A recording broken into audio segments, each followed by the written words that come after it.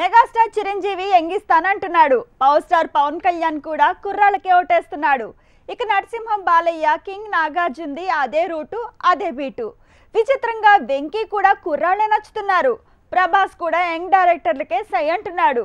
టాలీవుడ్ భారీ ప్రాజెక్టులన్నింటిలో ఆల్మోస్ట్ 80% సినిమాలను హ్యాండిల్ చేసేది కుర్ర దర్శకులేనా?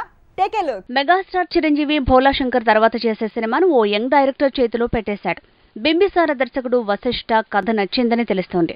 ఇంకా క్యూలో వెంకీ అట్లూరి కూడా వచ్చి చేరాడని తెలుస్తోంది. చిరు ఎలాగైతే యంగ్ డైరెక్టర్లకు గేట్లు తెరిచాడు, అలానే పవన్ కూడా కుర్ర డైరెక్టర్లకు సై అంటున్నాడు. ఆల్రెడీ భీమ్లా నాయక్ అలానే చేశాడు.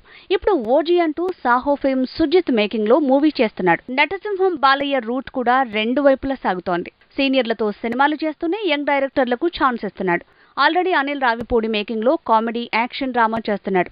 వశిష్ఠ మేకింగ్ లో కూడా ఓ మూవీకి సై అన్నాడని తెలుస్తోంది. 2024లో అది పట్టాలెక్కొచ్చట. విక్టరీ వెంకటేష్ ఇప్పుడు సైంధవ మూవీతో బిజీ అయ్యాడు. హిట్ మూవీస్ దర్శకుడు శైలేష్ కులను మేకింగ్ లో సినిమా చేస్తున్నాడు. సీనియర్లంతా ఇలా యంగ్ డైరెక్టర్లకే సై అంటూ దూసుకు వెళ్తున్నారు. యంగ్ డైరెక్టర్లకు సీనియర్ హీరోలు ఇప్పుడు ఈజీ టార్గెట్ అయినట్టున్నారు. కథలతో ఇంప్రెస్ చేసి ఛాన్స్ పట్టేస్తున్నారు. ధమాకా రైటర్ ప్రసన్న కుమార్ కూడా కింగ్ నాగార్జునతో సినిమా చేయబోతున్నాడు. దర్శకుడిగా మారుతున్నాడు. ప్రభాస్ బేసిక్ గా పెద్ద దర్శకుల హీరో, కానీ సాహో సుజిత్ మేకింగ్ లో చేశాడు. రాధేశ్యామ్ అంటూ రాధాకృష్ణ మేకింగ్ లో మూవీ చేశాడు. ఇప్పుడు మారుతి మేకింగ్ లో సినిమా చేస్తున్నాడు. మొత్తానికి యంగ్ డైరెక్టర్లకే ఎక్కువ శాతం ఛాన్స్ ఇస్తున్నాడు. ప్రాజెక్ట్ కి ఇలాంటి 600 కోట్ల భారీ బడ్జెట్ మూవీ కూడా తీస్తోంది యంగ్ డైరెక్టరే. అలా నాగ్ అశ్విన్ తో సినిమా చేస్తున్న ప్రభాస్ స్పిరిట్ తర్వాత చేసే మూవీని కూడా యంగ్ డైరెక్టర్ కి అప్పచెప్పాడట. అలా లవ్ టుడే డైరెక్టర్ కథకి ఇంప్రెస్ అయ్యాడట.